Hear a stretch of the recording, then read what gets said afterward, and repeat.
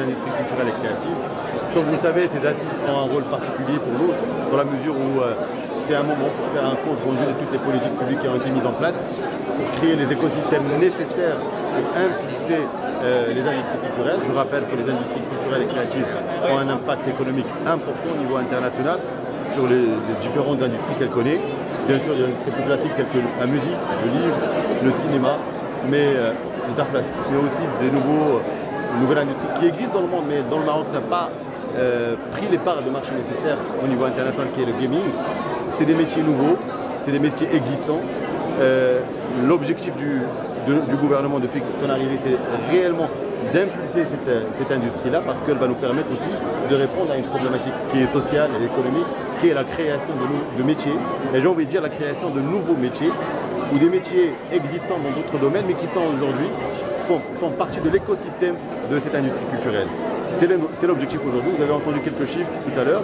Alhamdoulilah, l'industrie culturelle, depuis plus de 4 ans maintenant, ou 5 ans, elle a fait évoluer les chiffres par la création d'emplois.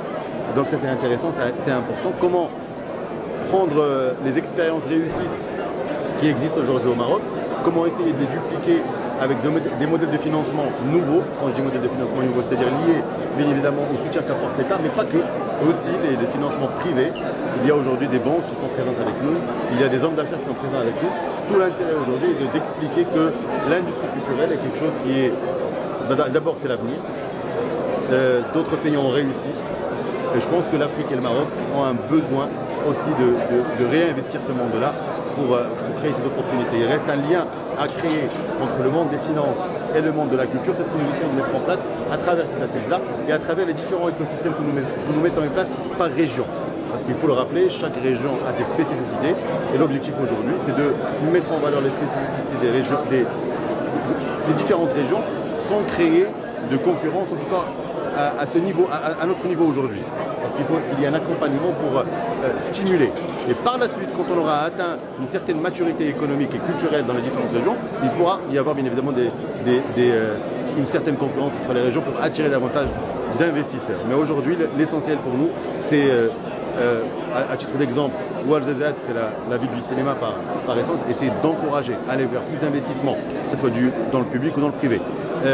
D'autres villes aujourd'hui vont vers d'autres modèles, on parle du gaming. Le gaming, c'est un secteur qui peut être concerné par 2-3 régions, parce que c'est quelque chose qui capte rapidement les investissements, et c'est un secteur qui est en évolution constante. On parle de 300 milliards de dollars de chiffre d'affaires dans le monde. Si on arrive à atteindre entre 0,5 et 1% d'ici 2030, ça sera déjà un premier pas atteint pour par la suite, pourquoi pas, avoir des champions marocains qui réussissent à travers sur la scène internationale.